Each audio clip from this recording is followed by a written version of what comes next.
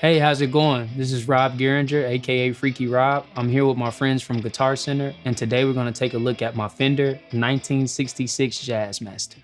I'm a professional guitarist and bassist. I play for some of your favorite artists such as Rihanna, Eminem, Lil Wayne, Dr. Dre in the Super Bowl, and I've also done things like produce a song for SZA called Shirt. And I work out of this space here, and if you would actually like to find out and see more about this space, you should go check out my video with Guitar Center in the description below. So this guitar came about because I went to Guitar Center in Hollywood one day, visiting one of my friends, Eric Bradley, who also does Guitar Center artist relations.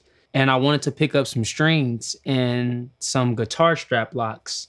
And I looked up and there she was, literally looking untouched, just in the most pristine condition. And it really messed up my whole trip because I did not leave with strings and strap locks. I left with this.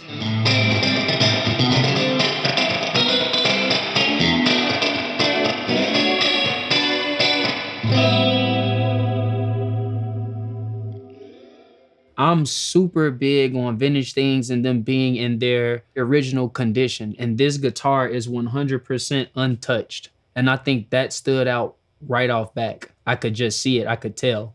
When we pulled it off the wall, the first amp I plugged it into might have just been like a Fender Twin. No pedals, nothing in front of it. And sonically, the tone was just beautiful. Without me even like literally just turning the volume and the tone up, it was ready to go. Aesthetically, I am a block junkie, especially on a Jazzmaster or offset. I feel like for me, that's just one of those things that makes it me, because I do like block inlays on most of my guitars. This already had it, and then on top of that, it has the original pick guard, which has that 3-ply kind of binding / thickness to the coat of the pick guard, which I really, really like. It feels authentic, it feels real. I like that spank, but I want warmth as well.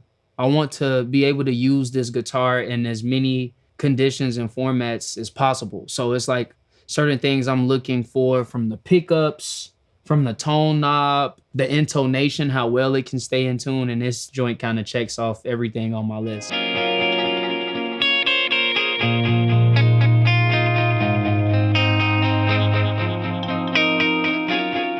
Let me show you what this guitar sounds like in all 3 pickup positions. So we'll start with the neck position.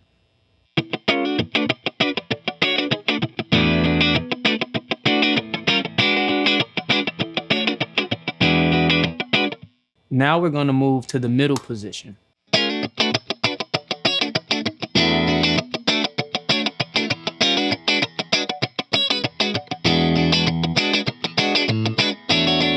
And lastly, we're going to check out the treble position.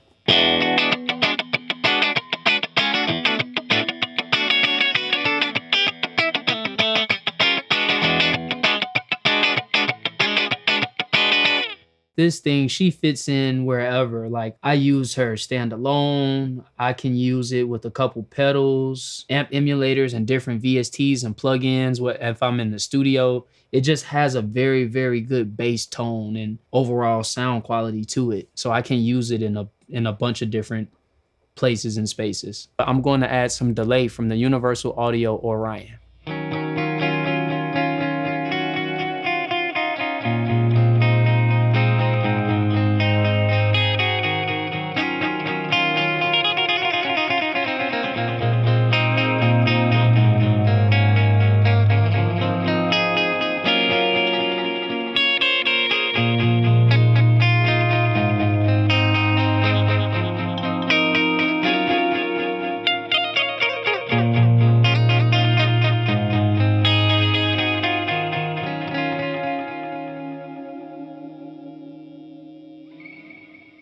So for this next demo, I'm going to play the Jazzmaster, but I'm going to add in some slapback from the Strymon Deco V2.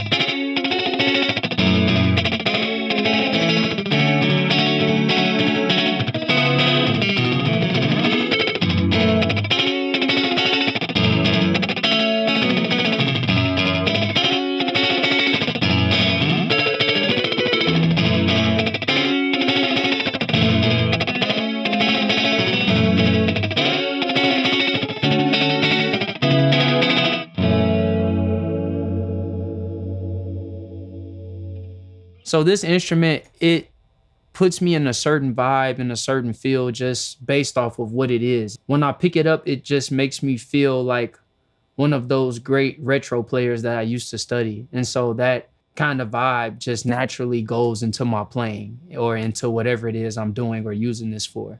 So for this next demo, I'm going to use the Jazzmaster, but with some reverb from the Strymon Flint.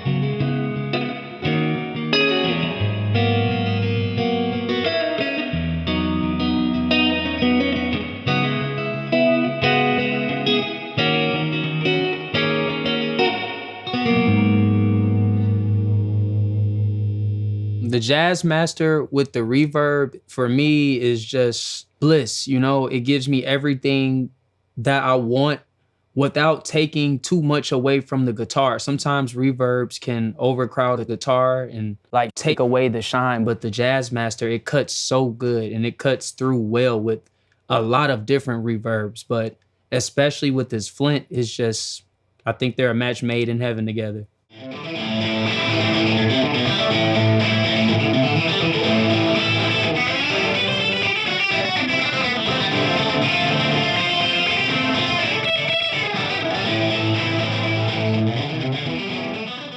So to describe just the overall vibe and feel of the guitar for me, I really like it because this is around that time period where Fender started to make the necks a little bit more slender.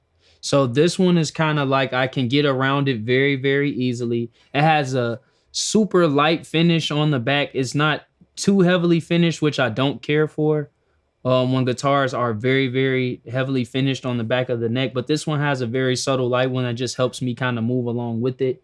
I think it's the feel, it's the sound, it's the look, it's the grit that I know is behind this guitar. And it's just the story that I'm trying to tell. If you want to get into vintage gear yourself, head over to guitarcenter.com, call one of their expert gear advisors, or head into your local GC.